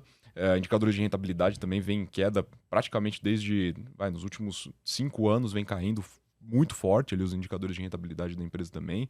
Enfim, a margem nem se fala, né? Porque a empresa está dando prejuízo. Então, são indícios, né, que a empresa vai dar que vai fazer você tomar sua decisão, né? Podem ser indícios negativos, né, como é o caso da Light, ou podem ser indícios positivos, né? Se a gente tem uma empresa que tem índices de alavancagem bons ali, controlados, índices de rentabilidade positivos ali, altos, lucros crescentes, enfim, cara, pode ser que seja uma boa empresa, né? E quando a gente olha para múltiplos ainda, a relação de resultado com preço, e é bom, né? Uma relação adequada, cara, pode fazer bastante sentido você comprar ela. Agora, se você não tem tudo isso, você tem um risco estrutural, você tem um risco da empresa em si, resultados em baixa, alavancagem alta, cara, fica meio difícil você querer investir, né, nessa empresa. E é legal, um ponto que você colocou um pouco antes, é que eu sempre brinco com os meus alunos e falo assim, cara, olha para o seu círculo de competência. Olha para aquelas situações ao seu redor, de lugares que você visita, de serviços que você utiliza, de marcas de roupa que você gosta, e vê se essas empresas estão listadas em bolsa. Porque isso vai te dar primeiro um incentivo maior para você pesquisar. Então, por exemplo, o caso da Light. Quem mora no Rio de Janeiro vai olhar para ela e falar assim, o serviço não é bom, na minha região às vezes falta energia, eu não consigo ligar para a Light e eu sei que de fato que o gato existe e ele é grande e não vai ser solucionado. Sim. Então, Sempre vai existir. Quando você olha para o seu círculo de competência e olha para aquela empresa que é um serviço que você utiliza, você não precisa nem olhar para o múltiplo da empresa. Você já identificou que é uma empresa que não vai dar resultado. Porque se a gente fala que os números são resultados daquilo que a empresa entrega como serviço ou produto, então, se eu estou vendo uma empresa que não entrega um bom serviço ou um bom produto, automaticamente ela não vai ter um resultado positivo. E se ela não tem um resultado positivo, eu como sócio não vou ter o resultado que eu espero. Então, se você começa a olhar para o seu ciclo de competência, faz essa análise. Você que está em casa, pega e olha quais são os produtos e serviços que você utiliza, qual a companhia de energia que você tem, qual é a marca de roupa que você mais gosta, cara, qual relógio que você gosta de utilizar, a marca de joia, cara, enfim, o celular que você tem. Vê se essas empresas são listadas em bolsa. Até para o energético que você usa, olha aí. Então você vai identificar que se essas empresas são listadas, deixa eu entender, eu gosto desse produto, desse serviço? Gosto. Tá, agora eu vou olhar para o múltiplo dela. É claro que tem muitas empresas que você não consegue ter esse acesso, né? Então, não de forma primária ali, mas você consegue identificar. Isso te dá um incentivo maior para você começar a pesquisar, começar a estudar, a querer olhar para um balanço de uma empresa, que é uma coisa muito legal, né? Alguns loucos gostam de fazer isso, né? Não são todos, né? Então, acho que... Só os loucos sabem. Mas acho que é legal você falar disso, né? Porque quando você olha especialmente para Light, você fala, não, beleza. Não quero mais, né? E aí, se acontecer um apagão, né, na sua casa nos próximos dias aí, você sabe o que está acontecendo.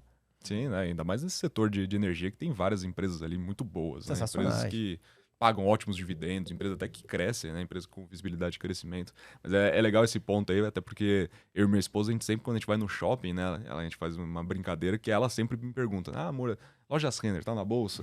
Riachuelo tá na bolsa? Às vezes tem umas lá que eu não sei, né? Daí tem que pesquisar, porque tem umas que não estão na bolsa brasileira, né? Mas a gente sempre faz essa brincadeira e a gente sempre... E ela mesmo me alerta, né? Nossa, essa empresa ela tá abrindo bastante loja, né? Olha, abriu mais uma nesse shopping, abriu ali na rua, abriu não sei qual, e daí... Caramba, ela tem um plano de expansão interessante, né, essa empresa, né? Então, é interessante a gente ir acompanhando, né, esse tipo de coisa, né? Porque se a gente olha pra sei lá, a gente vai na porta de uma Lojas Renner, eu não sei se ela é uma empresa boa.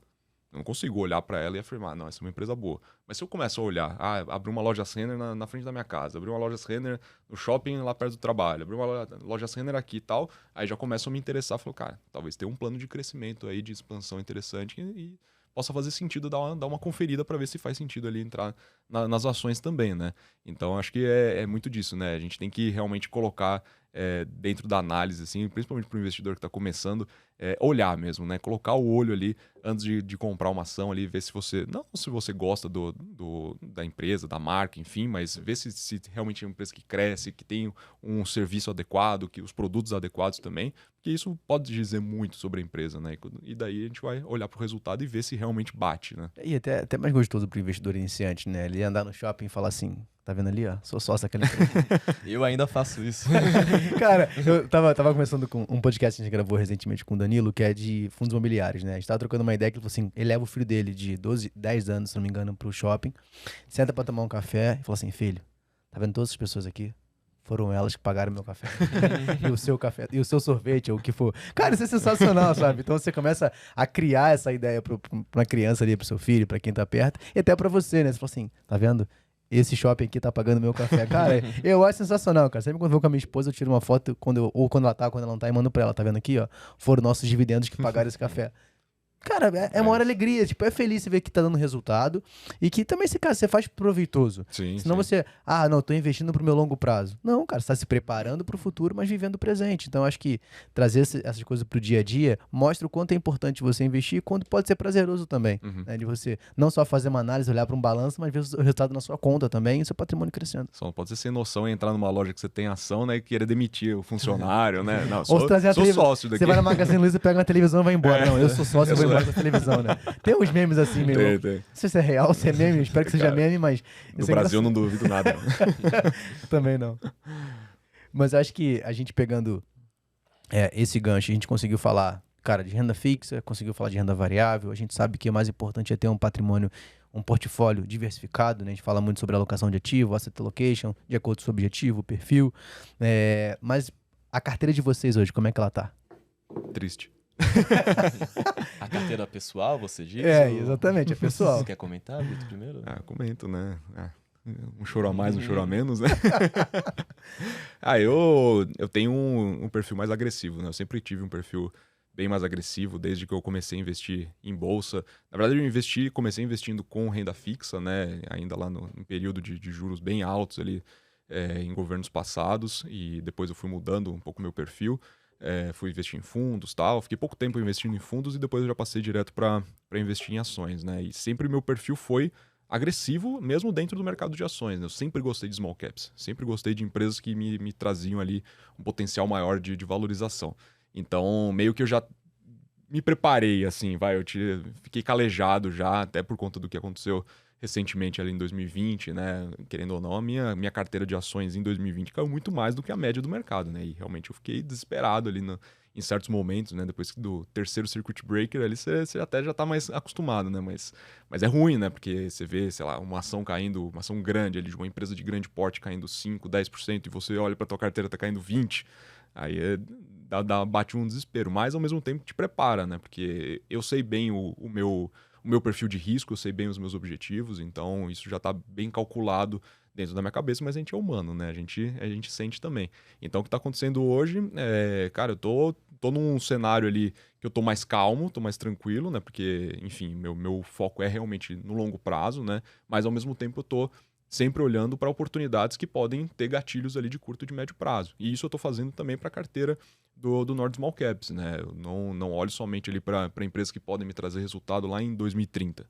Eu olho para empresas que podem me trazer resultado para ontem, para 2023, né? Tanto que a gente fez um vídeo lá para empresas das 3 small caps para 2023, porque eu confio que essas empresas podem trazer não somente resultado, mas também trazer bons frutos ali para as ações, né? Porque a tendência das ações é acompanhar os resultados das empresas, né? Normalmente acontece isso no longo prazo, mas muitas podem acompanhar também no curto e no médio prazo, porque são gatilhos muito bons, muito importantes que essas empresas têm. Então, acho que o que eu faço na minha carteira física é bem parecido com o que eu faço na carteira do Nord Small Caps. Óbvio que a gente tem que sempre ter uma cautela maior, né? Porque a gente não sabe quem está do outro lado, né? Os assinantes não têm o mesmo perfil que eu tenho.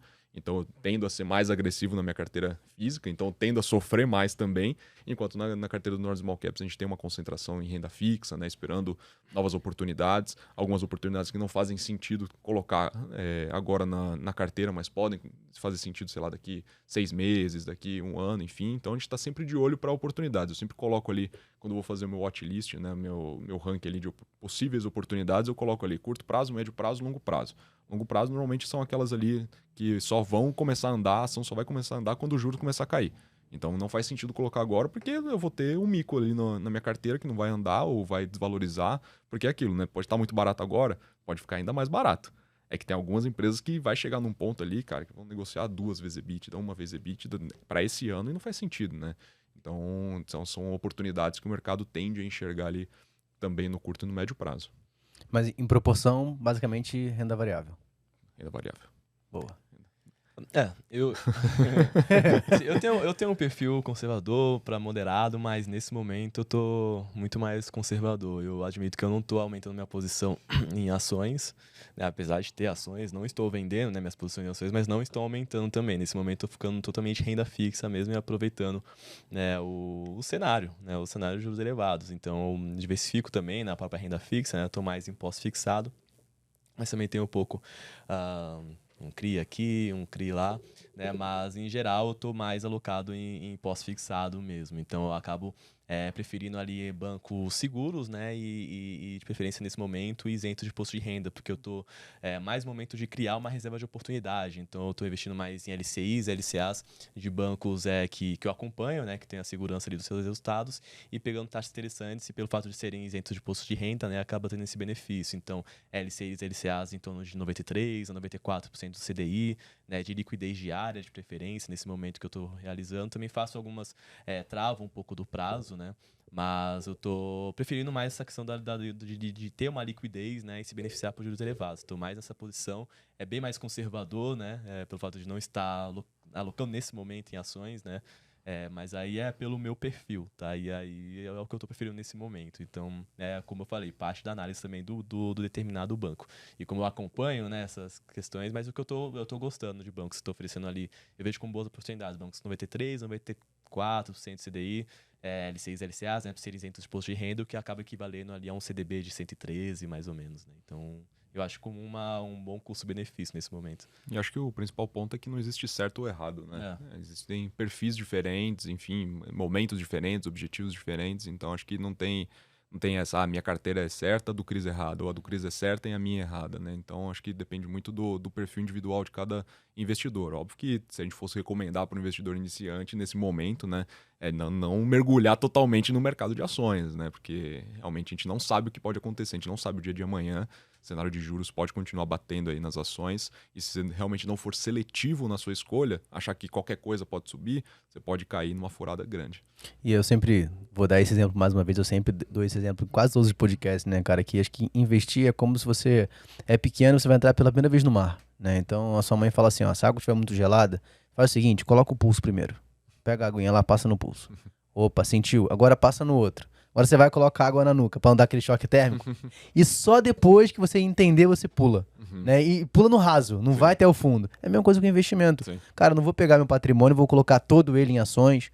Não, se eu quero ir para um perfil um pouco mais agressivo, eu quero dar esse próximo passo, eu coloco ali, vou procurar talvez um fundo imobiliário, depois eu coloco numa empresa mais consolidada, um blue chips ali, depois eu vou olhar para umas small caps. Então acho que ter essa ideia, né? E para mim é muito importante, cara, não existe certo ou errado.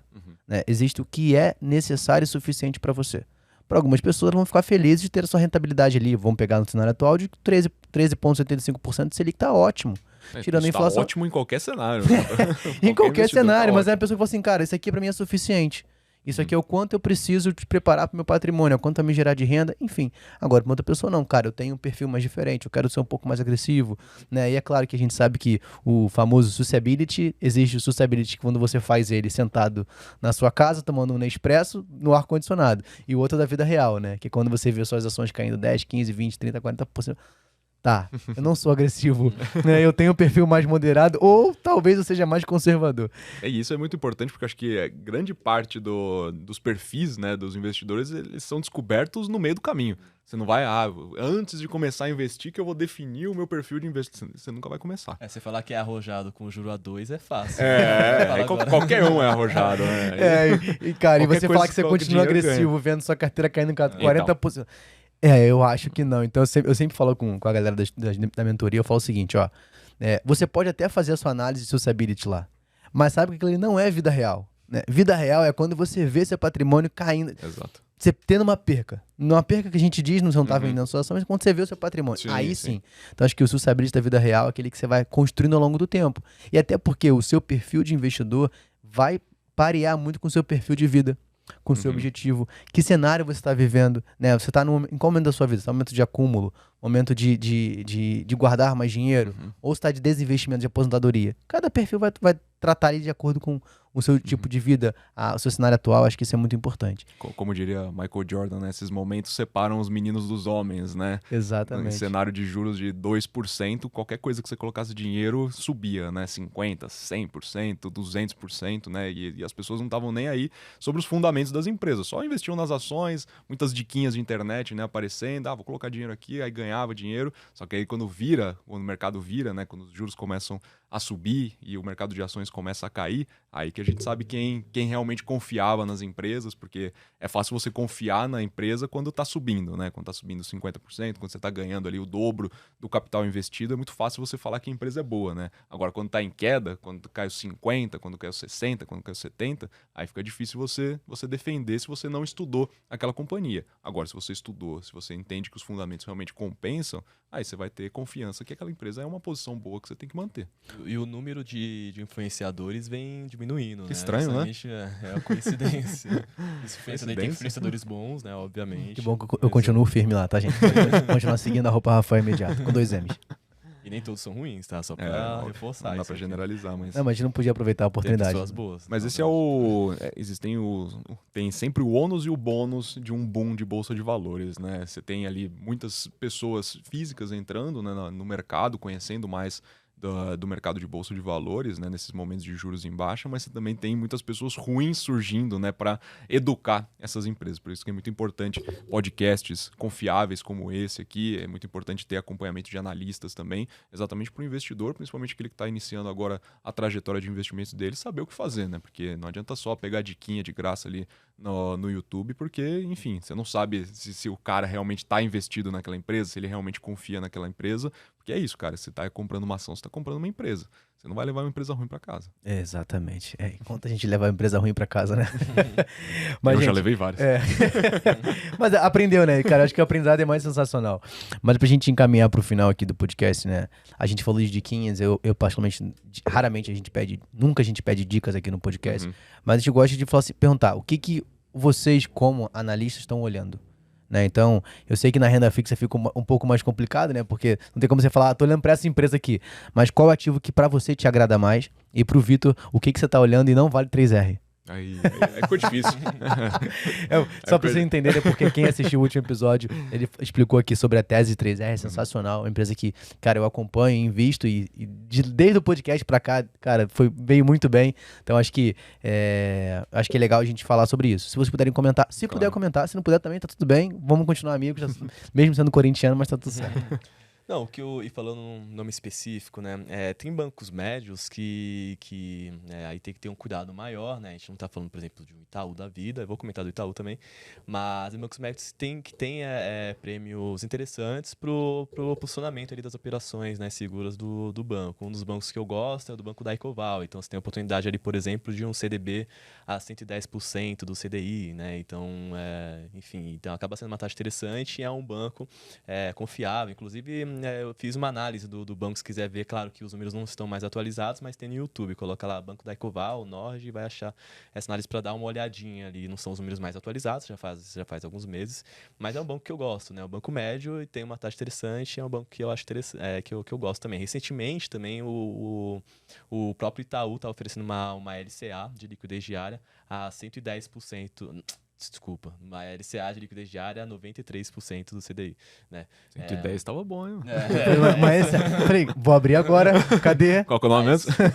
Mas nas últimas semanas acabou saindo da plataforma. Não sei se vai voltar, mas era uma boa oportunidade também. Que a gente está falando do Itaú, no 93, liquidez, então sem risco muito baixo, né? Então, essas duas eu estava gostando bastante. Agora o Itaú não está mais disponível na plataforma, mas o da Ecoval continua disponível ali. Então, são dois bancos ali com taxas legais que eu acho como uma boa indicação para acabar se aproveitando desse cenário de juros elevados. Ótimo. E Vitor?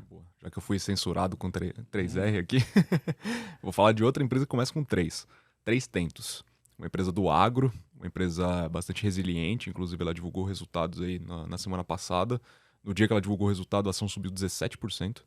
Num dia que a bolsa estava caindo, ela subiu 17%, não só pelo resultado, o resultado veio muito bom, a empresa entregou crescimento aí basicamente 30% em todas as linhas financeiras dela, mas a empresa traz uma visibilidade de crescimento futuro muito boa, né? Não só para daqui, sei lá, 2, 3, 5 anos, mas também para 2023, né? Uma empresa que ela é resiliente porque ela tem um ecossistema completo dentro do agro, então ela vende fertilizantes, ela vende, enfim, insumos agrícolas para os produtores rurais e ela pode ou receber o pagamento em dinheiro ou ela recebe em grãos, né? Então o produtor ele pode pagar ali em soja, em milho, em trigo, enfim, e é o que a gente chama no mercado de barter, né?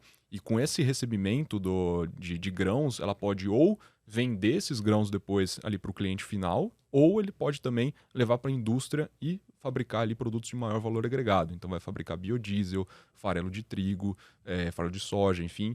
Então você tem um ecossistema muito completo, né? É complexo, mas é completo, né? E isso traz uma resiliência muito forte para os resultados, né? E também tem uma diversificação geográfica muito boa, porque a grande parte das operações está no Rio Grande do Sul, né? Mas eles estão indo para o Mato Grosso também, que é um grande centro ali do agronegócio brasileiro, né? Então eles estão também focando aí bastante nessa parte de geografia. Ano passado, 2022, foi um ano muito delicado para a soja, né? Porque a gente teve uma quebra de soja lá no Rio Grande do Sul, e isso afetou muito os resultados da empresa, principalmente essa parte dos grãos, né? Mas agora, para 2023, até um fator que pode ter impulsionado aí essa ação subir tanto na semana passada, é que a gente vai ter muito possivelmente, né, uma safra recorde de soja aqui no nosso país. Isso pode beneficiar muito ela, e a tendência é que ela continue aí entregando ótimos resultados, e ela tem um plano de expansão também muito interessante, né? Principalmente nessa parte do varejo, né, que ela vende esses produtos. Ela tem um plano de expansão aí de abrir várias lojas, né, não só no Rio Grande do Sul, mas agora também no Mato Grosso, e os planos são para dobrar de tamanho aí nos próximos 2 anos, e a tendência é que ela consiga fazer isso. Ótimo, então você que está ouvindo a gente, está assistindo, está ouvindo, não deixe de pesquisar sobre essas empresas, né? Como a gente está falando aqui, não é só simplesmente falar a empresa, você vai lá, abre o home broker, é só a corretora e investe, mas não, você buscar, entender mais informações, mas aqui já dá algumas ideias do que pode ser, né? Então acho que isso é super importante. E qualquer dúvida, procurem o Vitor e o Cris, tá? Fiquem à vontade, beleza? Pode mandar mensagem lá no Instagram. Ó, depois eu vou deixar aqui o @ deles no link aqui para que vocês possam seguir, perguntar lá e agradecer também pelo tempo deles, né? Eu acho que dentro da agenda louca que a gente tem, conseguir parar aqui pra gente entregar quase 2 horas de conteúdo, de fato o mínimo que a gente pode fazer é agradecer a eles, e você pode fazer isso também indo nas redes sociais dele lá, colocando, e também, lógico, compartilhando esse episódio. E aí, pra gente fechar de forma rápida, como é padrão no nosso podcast, indicação de livro, né? A gente sempre deixa cada episódio, cada convidado deixa indicação, nesse teremos 2 indicações, então eu queria que rapidamente Vitor e Cris indicassem um livro pra gente poder fechar. Boa, vou indicar um livro aí para mim fundamental, né, para quem, não só para quem tá começando a investir, mas para quem quer ter uma gestão melhor de carteira, Psicologia Financeira. Ótimo livro, realmente tem insights ali valiosos, muito, muito preciosos mesmo. Acho que é importante para qualquer nível qualquer grau ali de investidor, então investidor iniciante, investidor médio, investidor avançado, você vai ter ali insights muito bons ali de gestores, enfim, profissionais, que podem te trazer ali bons frutos ali na sua gestão de portfólio. Então acho que Psicologia Financeira para mim é o livro do ano. Vai parecer que eu tô puxando o saco, mas não é. É porque, de fato, tem informações valiosas, tá? E dá pra aprender muito com renda fixa, que é o próprio livro da Marília, que se chama Renda Fixa Não É Fixa. Como eu falei, vai parecer muito que é puxação de saco, mas falando sério, é de fato... tem muito conteúdo, tá? Sobre quem quiser entender sobre marcação no mercado, que é uma coisa que não é tão simples assim, então tem exemplos reais, tem essa diferenciação, né, de quando aplicar em pós, em pré e em indexado, a partir dessa perspectiva, o que pode acontecer, né, quando que tem essa mudança ali de juros do mercado. Então acaba sendo um livro completo, e eu tô falando sério mesmo e indico, e vai ser e, se não me engano, tá de graça, tá? Se colocar ali no Google. O e-book, né? Exatamente. Então, de fato, para você que quer aprender sobre renda fixa e a dinâmica dos títulos de funcionamento, para ter um melhor direcionamento de aonde investir em determinado cenário, então esse é um livro que acaba proporcionando bastante informação valiosa. Baita livro. Tanto os dois, né? Tanto a psicologia quanto o renda fixa, né? Fixa, já li os dois, né? O e-book, de fato, cara, tem uma linguagem muito legal, né? E a Psicologia Financeira traz casos reais sensacionais, né? Então eu gosto pra caramba desse livro, né? Então a minha esposa é psicóloga, então a gente bate muita ideia sobre o livro. Eu falo, cara, olha isso aqui, me fala o que tá acontecendo. Então assim, cara, isso é bem legal. E em breve ela vai estar aqui de novo aqui no episódio também. Mas, gente, obrigado pela participação de vocês, né? Por mais uma participação. Esperamos que mais uma vez teremos aqui outros episódios pra falar sobre esse assunto, né? Então, obrigado, Vitor, obrigado, Cris, pela participação aqui. E galera, não deixe de curtir, compartilhar, comentar, mandar no grupo da família. Cara, não importa, você tem que compartilhar esse episódio, porque aqui são insights valiosos que a gente pode levar para o nosso dia a dia, para nossa vida, para os nossos investimentos, e claro, o principal motivo é saber investir de forma mais inteligente, beleza? Então é isso, obrigado pela participação de vocês e nos vemos no nosso próximo episódio. Fui, valeu!